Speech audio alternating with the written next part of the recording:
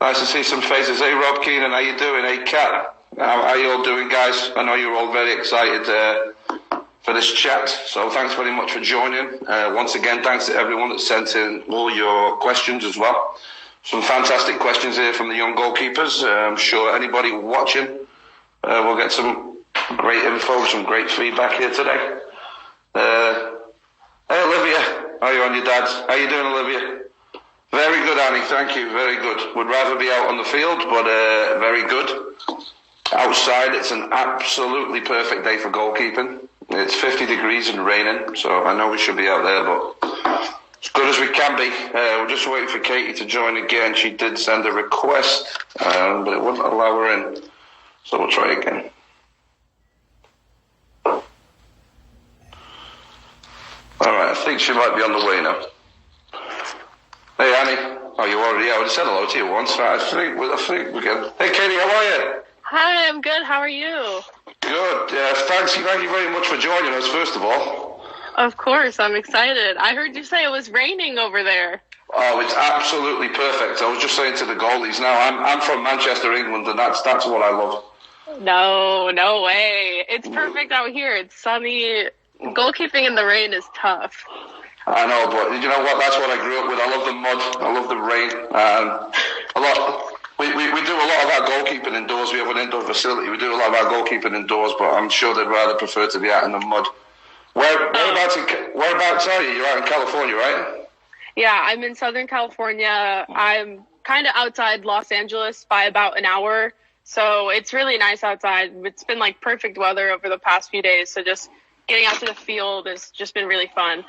Nice. I actually lived out there myself. I lived in LA in 2007 when David Beckham was over at the Galaxy. Oh yeah, that was legendary. I used to go to the Galaxy games. He was so cool. It was so fun. I used to train at the academy in Carson. I was there for a year. I didn't like the weather. It didn't rain enough for me. I didn't like the sunshine. So straight back on the East Coast for me. That is a you problem. No. How have you been doing with all this pandemic? I know it's been tough, right?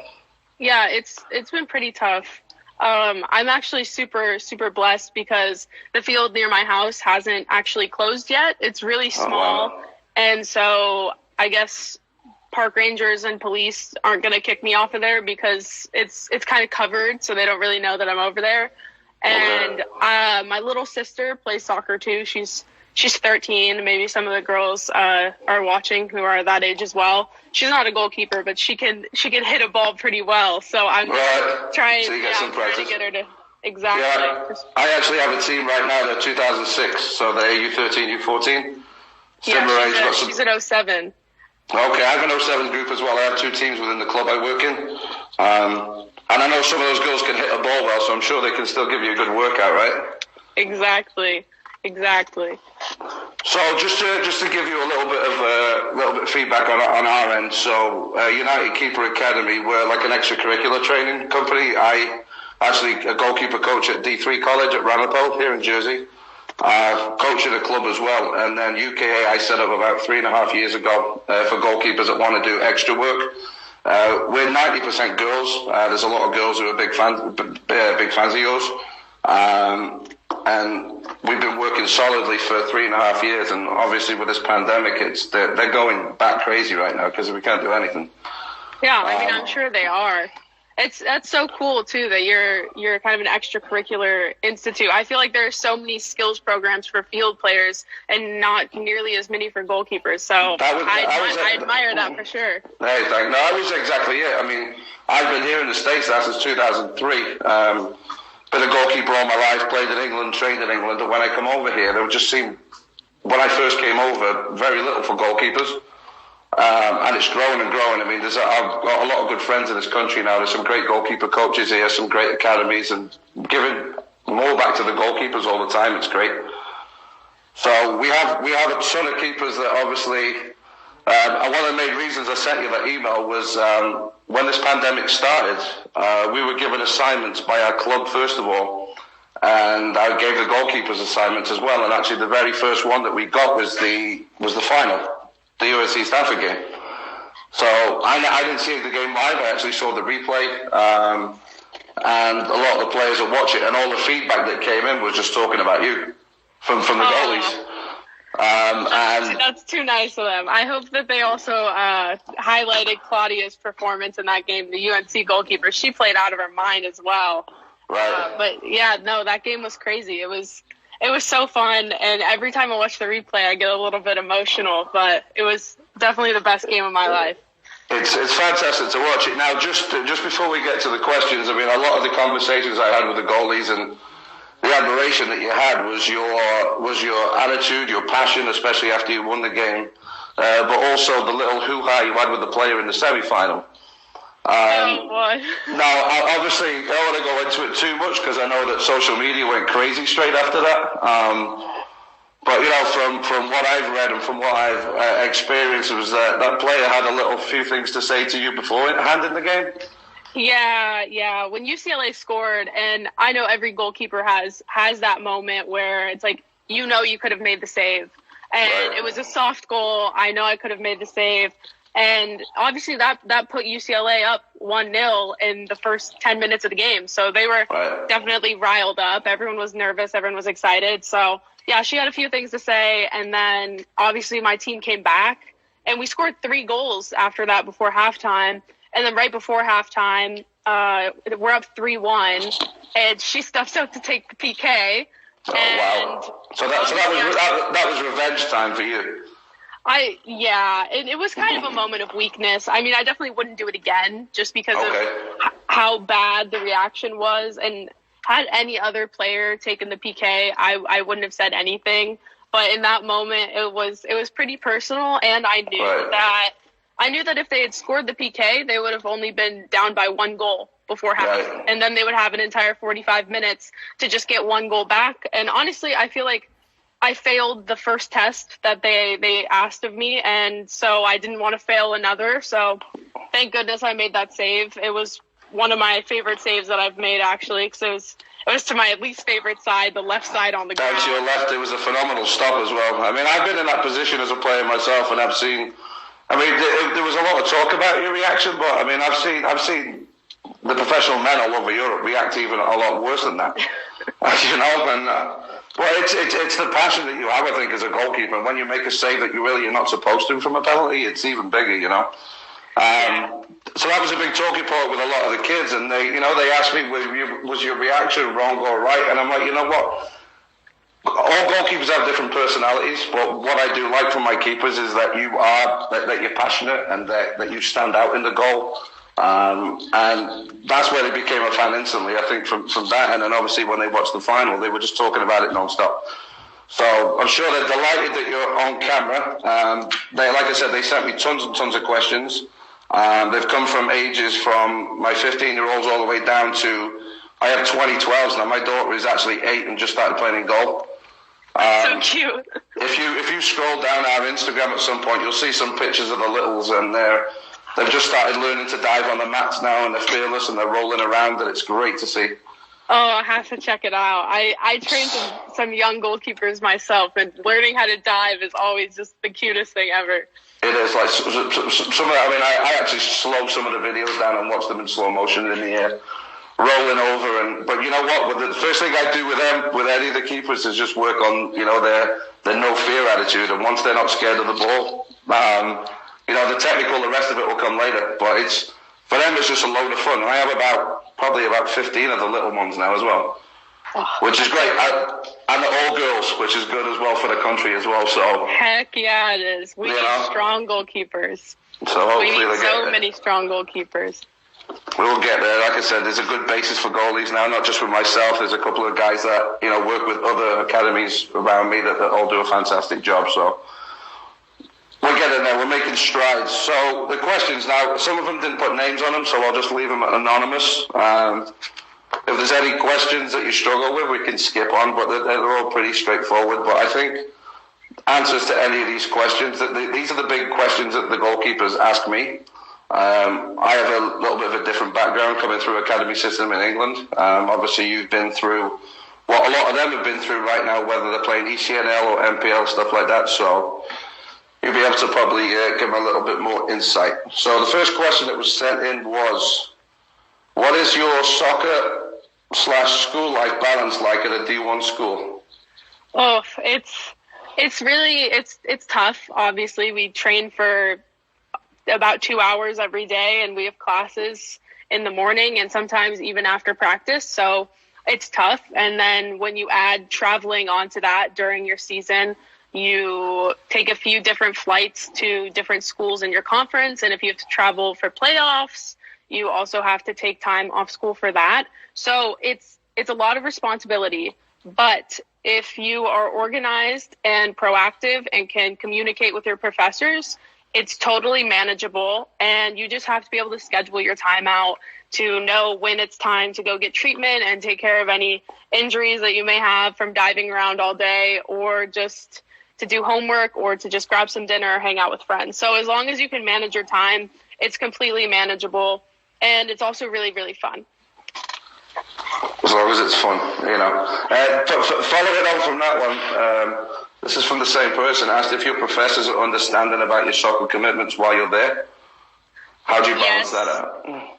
I am super lucky because Stanford as a university is absolutely great about athletes having our commitments, because not only do they want amazing students, they want amazing people, and that takes into account everything. You know, if you're an amazing athlete and that's your thing, they want you to be the best that you can be. So the professors are super understanding about our time, and they're also really helpful when it comes to having extra questions or maybe needing like a little bit more time to clarify topics. And I don't even think I've ever had to ask for an extension or anything like that on an assignment during season, just because I can manage my time. And but if someone did need that, I'm sure the professors would be really understanding. And yeah, they're great. And they also really love soccer. So a lot of them would keep up with our games. Yeah, exactly. A lot of them would keep up with our games. I think a few of my professors last year made it out to a few games. And it's just so fun because our stadium is so cool. And it's just like keeps everyone really involved and excited. So yeah, my professors are awesome. So your professors turn into fans, right, outside of the classroom? I hope so. How many people does your stadium usually hold? I want to say it might be 1,200 or 1,400.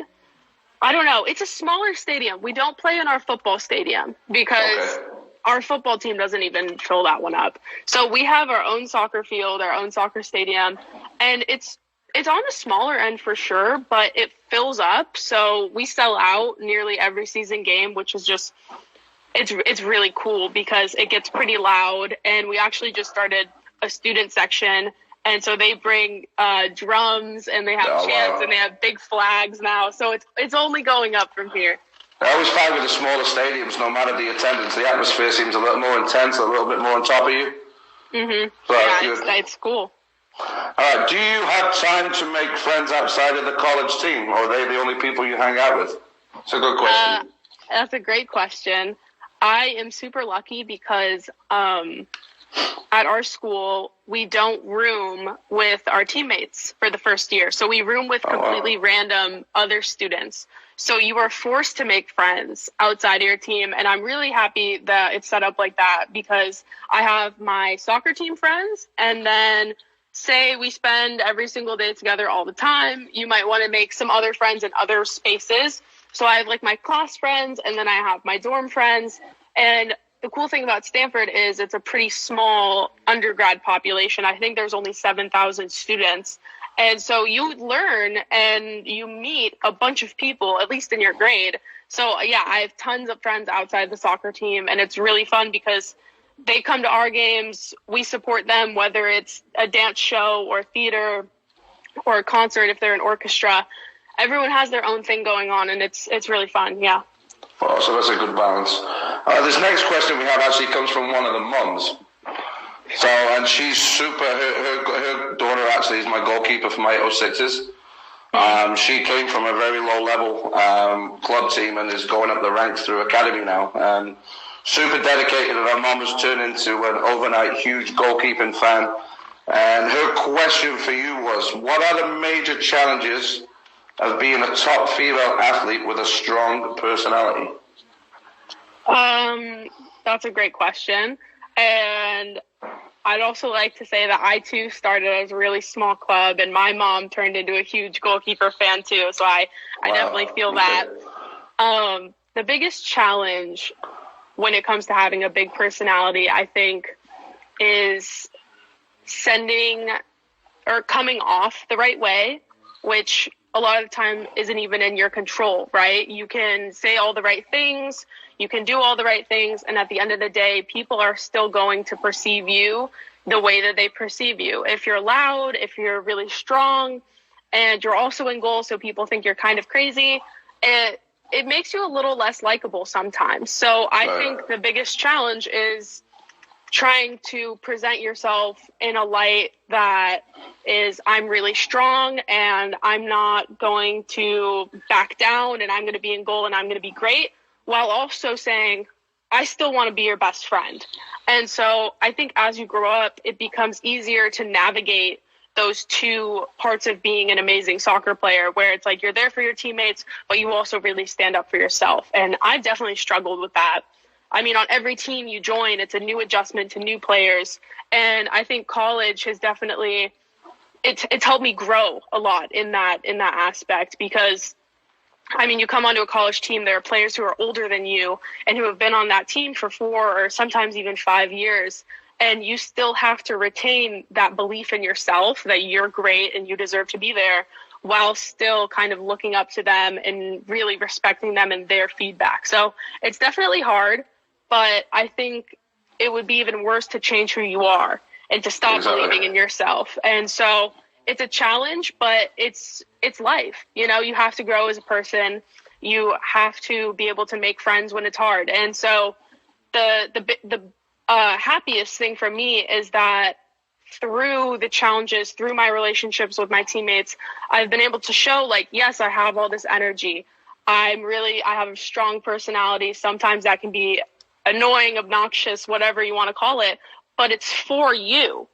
Right. And once your teammates realize that all that energy that you have is for them because you love them that much and you want to see them succeed, you want to see the team succeed, then it's like harmonious. Once you figure that out, then it's this great relationship of constantly growing, constantly having this positive training environment. And I'd take that and over like a sulking, quiet environment any day. So it's knowing who you are and being able to present yourself in a light that still gets you a lot of respect. I think that's a great answer to a great question. I think as well, just, you know, from my experience of being a goalkeeper and also coaching teams that have had strong goalkeepers, I think it breathes so much confidence into your teammates as well in front of you if you've got a good, confident, vocal, aggressive, passionate goalkeeper behind you, rather than someone who wants to keep the peace and just stand in goal and make the saves. I think it requires a big personality, and that's what I tell the young kids. You know, you're getting yourself into it's a tough job and it's a lot of work. Oh yeah, and it's a lot of responsibility, and you're going to take You're going to take a lot more knocks than a field player because you make a mistake and they don't go unnoticed. That's true. And it's how you bounce back from it. So that was a great question, great answer. I want to hear from one of the younger keepers who asked my advice every game when I come to watch him. So I as goalkeeper director with the club, spend time to go around to games, warm the keepers up, try and get them mentally ready for games. And some of the younger girls get really nervous before the games. And she asked, how do you control your nerves before a big game? Well, you got me there. I'm not going to lie. I was never a nervous player growing up. I would be the one who had the cool head, the one who is like dancing before warm-ups, just like having a good time. And then we get into playoffs where it gets more and more serious. And suddenly I'm like, oh, wow, I really don't want to mess up, because, you know, if I mess up, it's a goal. And if I mess up and it's a goal, we might lose and our season might be over. So I was probably the most nervous I've ever been before a game, before the UCLA game, the semifinal. It was the night before the game, and we had just come back from the banquet where all the teams are there, and it's this big ceremonious occasion, and you have dinner and take pictures. It's really serious. And I get back, and it's me and my roommate, who is one of my best friends, and I'm just like pacing back and forth in the hotel room the night before this game. And I threw up. I literally threw up. I got so nervous. and we blamed it on the banquet food, but we both know it was because I was so nervous. And the thing that I would say to the young goalkeepers watching is it's okay to be nervous because it means that you care. And to get over being nervous, because it's okay to be nervous, yes, it's fine. It happens to the best players on earth. But you don't want to go into a game being nervous, because at the end of the day, the more nervous you are, the easier it's going to be for you to hype yourself up too much and make the simple mistakes. Right. And we'd like to avoid that as much as possible being in goal. So how I calm my nerves before a big game, I would say I talk to my teammates a lot. During warm-ups, I just talk to my teammates, crack jokes, just like it's any other day, any other practice. And my strength coach sometimes before a game, she'll be like, it's just practice, Katie. And I was like, you're right. Like, I do more, and every goalkeeper does so much more actual save, shot stopping, save making during training. I mean, in college, the training is your game day because you're going to have to work 10 times harder. Game day is about putting that finished product out onto the field and saying, this is the test. This is what I can do. And so I would say try and just talk to your teammates, act like it's any other day, and to really stop being nervous, if you're nervous before a game, do something so simple that you know you can't get it wrong. So if I'm nervous and it's a goal kick or I have the ball at my feet, I'm just going to try and find one of my center backs. It's a 10-yard pass. I know I'm not going to miss the 10-yard pass. It's something simple, and it feels like I can check it off a list. Like I made my 10-yard pass. And so talking to your teammates, having a little fun, definitely getting a really good warm-up in to the best control that you have of your warm-up is just having a good attitude, trying to do the simple things right and staying technically clean, and then just starting simple in a game. The first ball that you have to hit in a game, it doesn't have to be a 70-yard ball. It can be a short pass just to build a little bit of confidence and kind of ease your nerves. That's exactly what I tell the younger ones. I said, you've got to be decisive in your actions, and you get a ball in your hands. If you're picking out your left back and that's your first thought, you do it. Once you start second thinking your decisions, that's when you make mistakes. Exactly. Like you said, the first 5 minutes in the game, that's when you need to settle down and get a touch early and play simple. And I can see in their game when they play, they want to do something spectacular quickly, or they want to do the great punt or the best throw. I'm like, sometimes I'm still on the bench. I'm like, just chill out, relax. Yeah. I had to learn that in club. I wanted to hit the skip pass. I wanted to hit the perfect floated ball to the outside back. And my club coach, he was just so wise. And he was just like, I don't need you to hit that pass. Right. I need you to just connect your passes. So he's like, I don't need you to hit the skip ball every time. I just need you to keep the ball for us. And that's a tough lesson to learn because the skip passes are definitely more fun to hit. But that's what you need. As a keeper as well, especially if you're not getting a lot of touches or you're not getting a lot of saves in a game, you want to do something. I've seen keepers who want to drive and hit the centre forward 80 yards. I'm like, I'm happy with you not even touching the ball. Just chill out, Exactly. Be boring if you want to be, just... Well, yeah, that's what my coach said all season. Right. It's like, your job is to make it as boring as possible. So that was kind of the vibe until the College Cup, obviously. And hopefully next year it goes back to being very boring. That certainly wasn't very boring. That wasn't very boring. Please do exactly the same again. We'll watch that all over again. All right, next one. If you can see the goal, how do you adjust quickly and take your mind off of it? Oof. Oh, boy. Well, I think if you make a mistake, any mistake, whether it ends up being a goal or a corner kick or anything, but you messed up, the easiest thing to do is if someone says anything, you just say, my bad. You don't have to say, I'm sorry. You don't have to try and explain yourself or think of an excuse. Just own it. Say that was on me. And then you have to just mentally flush that mistake down the toilet, throw it out the window, do whatever you need to do, because once you make one mistake, it's really easy to get caught in this kind of snowball effect of making mistake after mistake. And then the next thing you know, you can't catch a simple catch because you're just in your own head.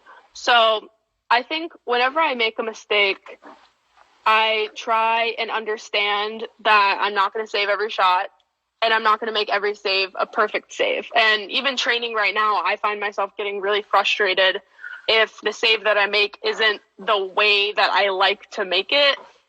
Like my dad, who is trying to train me right now, will be like, good save, good dive. And I'll be like, it was a horrible dive. I don't know what you're talking about. That was the worst technique I've ever seen. And like that thinking, it's productive, it's constructive, but it's not going to help me. So I think every goalkeeper is their own toughest critic, because I think we all believe in ourselves so much. You want to be able to catch everything. You want to be able to make every save. But there is grace in knowing that goals will get scored on you.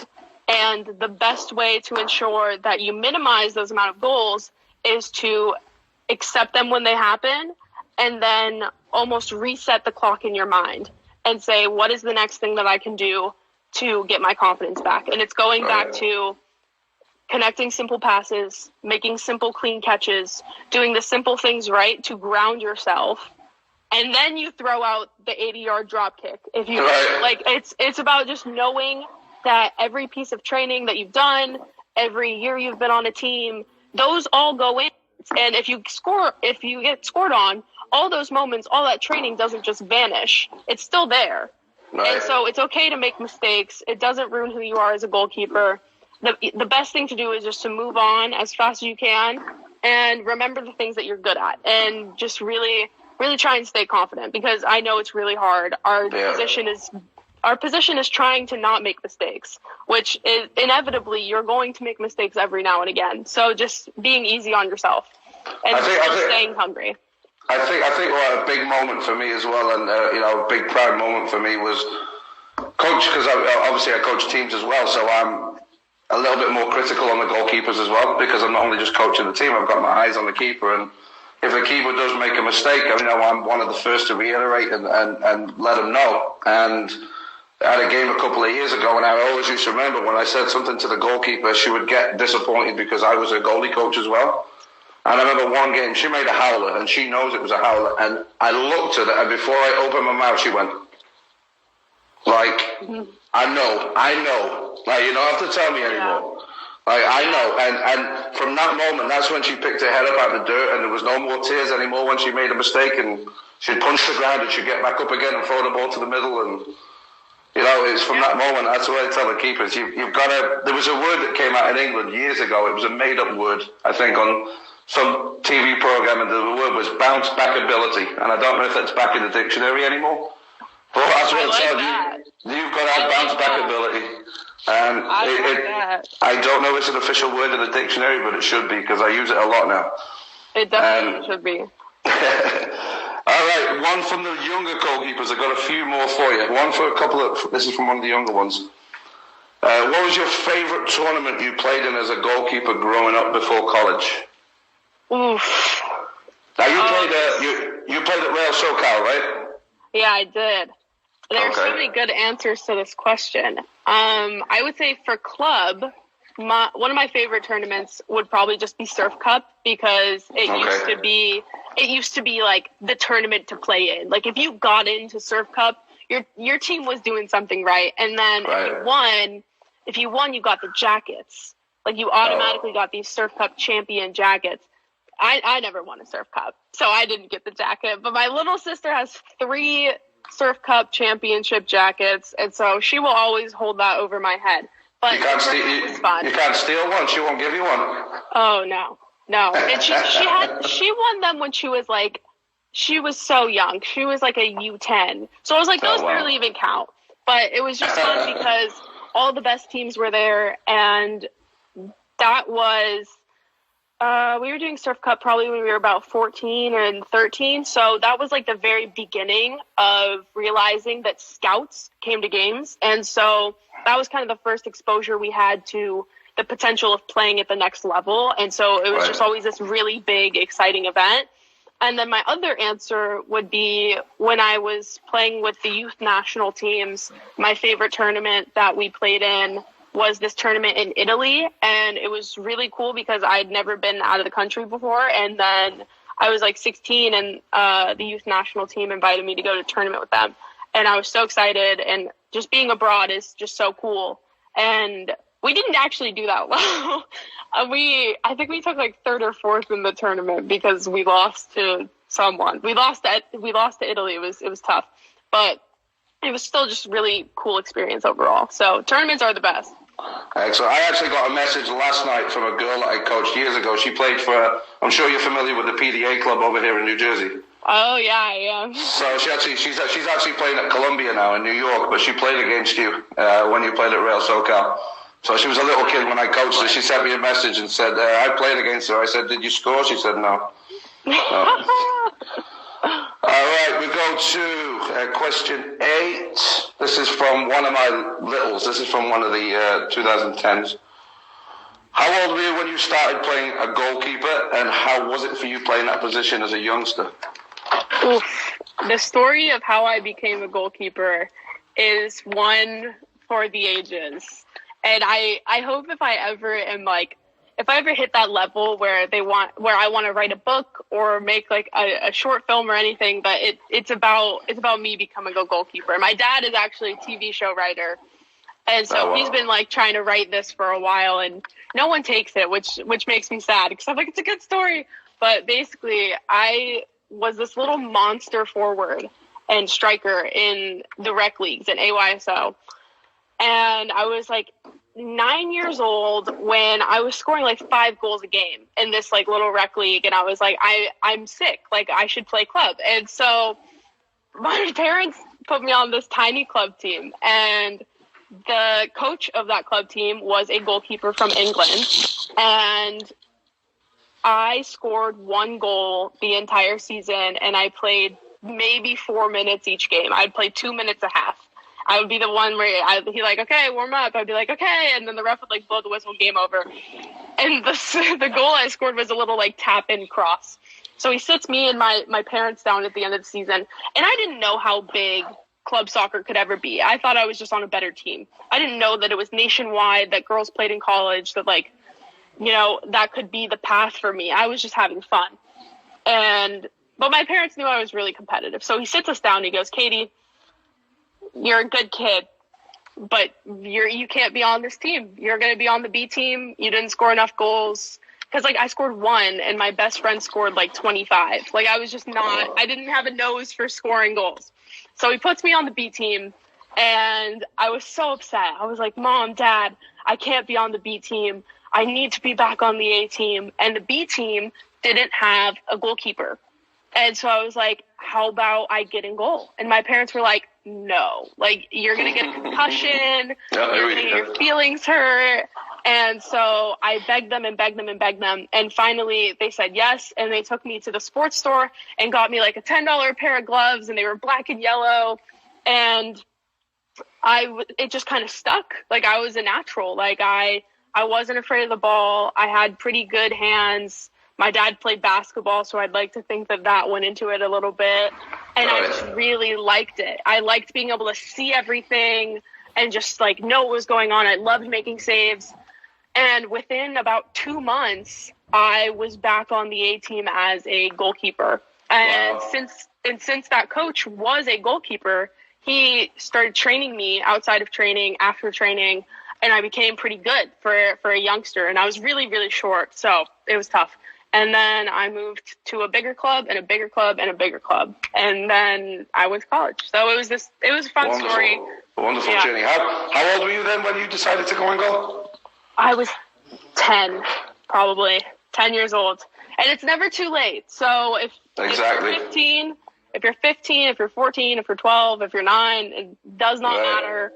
It's never too late. It's never too early either. So on the basis of that story, I think my 5 and 6-year-olds have a good chance, right? If they work hard, you've got a big head start, right? Exactly, you'll get a huge head start. Goalkeepers today are so much better than I was when I was a young goalkeeper. So I see that already.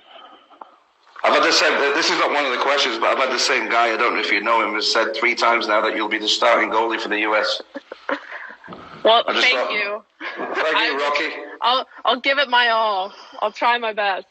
You can achieve anything, right? If you got stuck on the B team, you can achieve anything you want if you work hard enough. I certainly hope so. It is such a roller coaster with the national team and being a goalkeeper and success and failure. So the main theme is to keep pushing, and you never know what you can do. So that's the dream. You have a good friend, don't you, who went to the same high school as you that's playing in Washington? Oh. Is there another goalkeeper that went to the same high school as you that's doing pretty well? Oh, yeah. Ella, she played at Washington State, and she's older than you, right? Well. Yeah, she was 5 years older than me, but she ended up staying. She ended up staying at Washington State for like 6 years because she just had these unfortunate injuries. Oh, but wow. I think she got drafted, or maybe she's staying another year. I'm not sure, but she's very good as well. Yeah. So. Yeah, I read an article about that not so long ago. All right, now the last two questions for you. This is a big one. Who are the biggest influences in your goalkeeping career? Oh, this is so mainstream. I grew up watching Hope Solo, obviously, and I just thought she was so sick. And she rarely ever got scored on, and she just had this presence about her, and I think that's where I get a lot of my presence from, is just seeing being in goal as just this huge role on the team. You know, it's not just standing on your 6-yard line and waiting for the ball to come into the 18. It's a 90-minute role, and it's important. And she really modeled that. So I definitely picked up on that. And then I also just loved Victor Valdez and Casillas because I was super into the Barcelona and Real Madrid rivalry. And I didn't even realize until like I was in high school that England has like technically better goalkeepers, and they're two completely different styles, and men and women have two completely different styles. But those were like my childhood idols. And then the other huge influence on my goalkeeping career would be probably my parents, because after a long game where you get scored on 3 times because you're 13 and you're just like not consistent yet, and you make great saves and then sometimes you don't make great saves, you'd have to get back in the car, and my parents would just kind of be there for me to help me develop that mental edge, where my mom would just be so crazy and be like, you're the mama lion, and the ball's your baby and you can't let it get in the goal. And then my dad would just be like, it's okay if you make mistakes. I will go out to the park with you and I will throw you the ball 500 times and we'll make your hands better. And he's still like that. So to be a great goalkeeper, I think that you need a great support system, because it's not easy. And so I'm super grateful to my parents for that. And I don't think it's going anywhere anytime soon, because they love soccer so much. So definitely my parents as well. Absolutely awesome. I just remember memories of being a kid back in England, and my mom used to come to most of my games, and that was at the time when you were allowed to stand behind the goal. I mean, not all the parents have to be on either side now. But I remember when I was playing like U8, and there was only one field in our town, so we played on the men's field. So I'm in a full-sided goal when I'm 8. And it's pouring down with rain, and I was on a team, I think we lost like 21-0 every week. We were terrible. And we were that bad that our coach used to tell us to kick it out for a throw-in just to waste time. Oh, no. And I had so many opportunities as a kid to leave that team. And my dad's like, there's better teams around. I'm like, I love it. I would probably get 150 shots a game. And I just remember, it doesn't matter what the weather was. It was snow, rain, ice. We never got cancellations like they do here in Jersey. And my mom used to stand by the post the whole game. Oh. She was literally hugging the post, and if I let her go in and I'm lying in a puddle covered in dirt, she'd be like, go on, get up, go on. I think I stayed on that team for 5 years, and I absolutely loved it until I think that's where I got the practice from.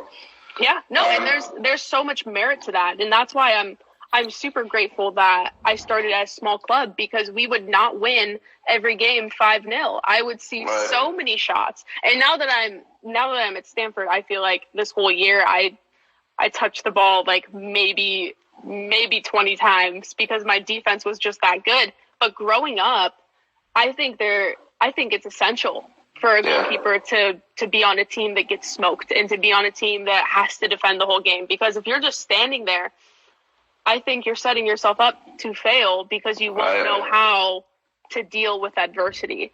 And it was tough for me growing up because I would see the goalkeepers at the really big, really good clubs just get like these ODP calls and these national team calls and be like, they never do anything. And I think the silver lining to being on the tough team, even if you aren't winning all the time, is you're going to get mentally very tough. It certainly builds your skin a lot thicker. Yeah. I think, we talked about games earlier, about touches. I've played in games and I've had 150 shots at me in goal at that age. And I think the games where you get one or two shots are the harder ones to play in. Oh, I completely agree. You've got to stay 100% all the time. And I'd found as a kid, or even as a young adult, I'd make more saves I'd make more mistakes when I was less busy. Yeah, because you can get in that flow of making saves, but if you're not in the flow, oof. Right. All right, last one for you, because I know you're probably very busy with school and stuff. So last one for you. Can you share some advice with any of my goalkeepers? A lot of them have showed, aspirations to play in college and beyond that. Any massive tips you can give them that they'll take home today?